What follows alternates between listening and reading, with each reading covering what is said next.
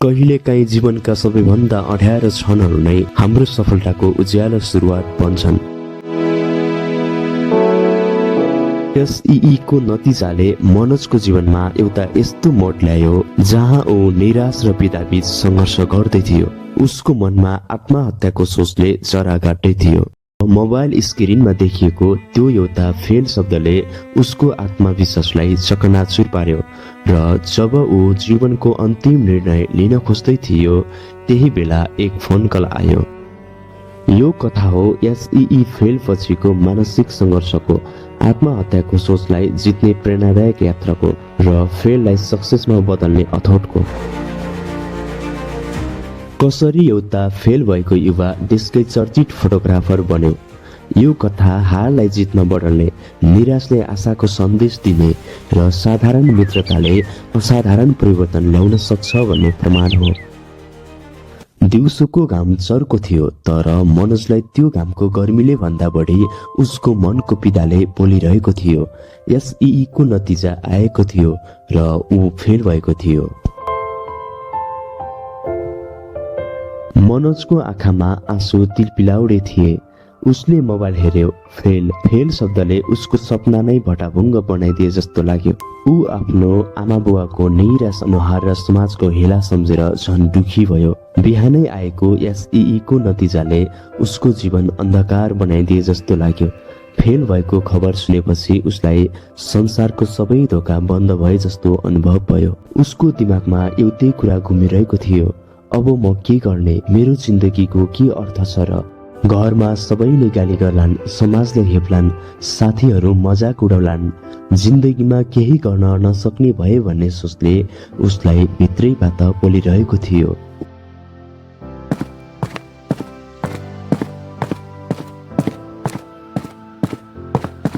मनोज आफ्नो कोठामा बस्यो।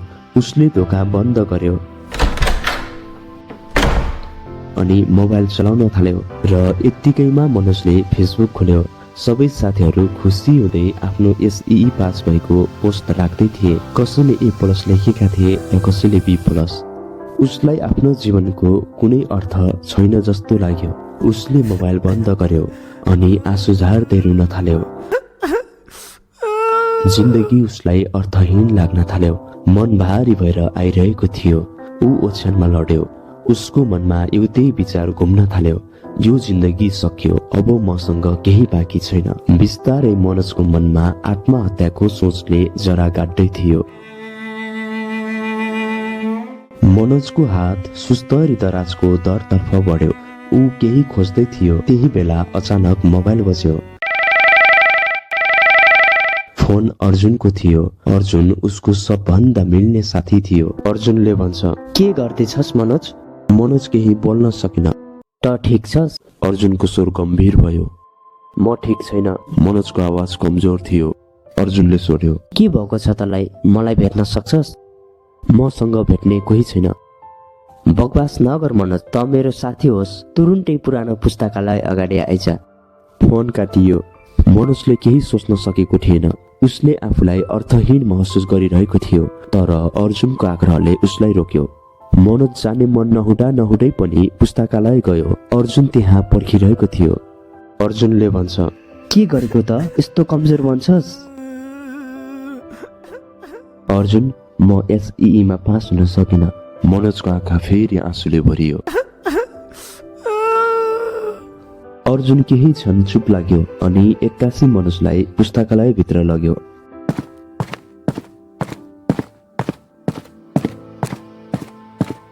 त्यहाँ एउटा पुरानो किताब लुकेको थियो, अल्बर्ट आइन्स्टाइनको जीवनी। यो हेर मनोज, अर्जुनले एउटा किताब देखाउँदै भन्यो। अल्बर्ट आइन्स्टाइन संसारकै महान वैज्ञानिक, तर उनको स्कुले जीवन सङ्घर्षपूर्ण थियो। शिक्षकहरूले उनलाई मूर्ख भन्थे तर उनी पछि संसारकै महान वैज्ञानिक बने। मनोजले झर्किँदै भन्यो, तर म कुनै वैज्ञानिक बन्ने होइन। हो, तर बुझ्ने प्रयास गर मनोज, जिन्दगी एउटा परीक्षा होइन, तर परीक्षा जिन्दगीको एउटा सानो भाग मात्र हो। एकचोटि असफल हुँदा जिन्दगी सकिँदैन, बरु सिक्ने अवसर खुल्छ। त्यसपछि अर्जुनले अर्को उदाहरण दियो। ज्याकमालाई चिन्छस्? अल्लीबाबा कम्पनीका संस्थापक। उनलाई 30 ठाउँमा भन्दा बढी जागिरका लागि रिजेक्ट गरियो। विश्वविद्यालयमा प्रवेश हुन दिएनन्, तर अहिले संसारकै ठुला व्यवसायहरूमध्ये एक बने। मनोज केही बोल्न सकेन। अर्जुन अगाडि बोल्दै गयो।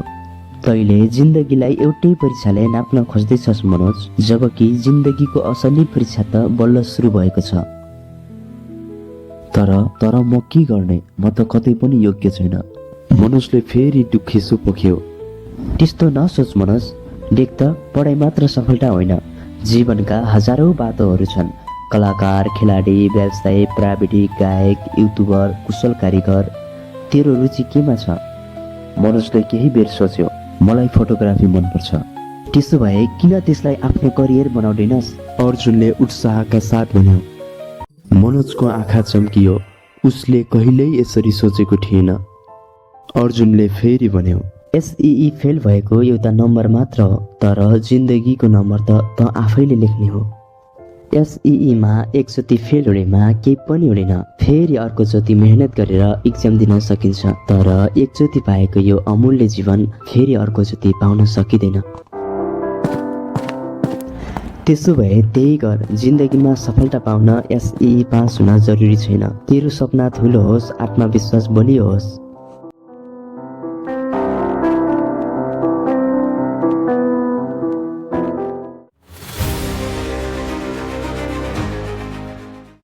त्यस रात मनोजले पहिलो पटक आत्महत्या गर्ने सोचलाई हटायो।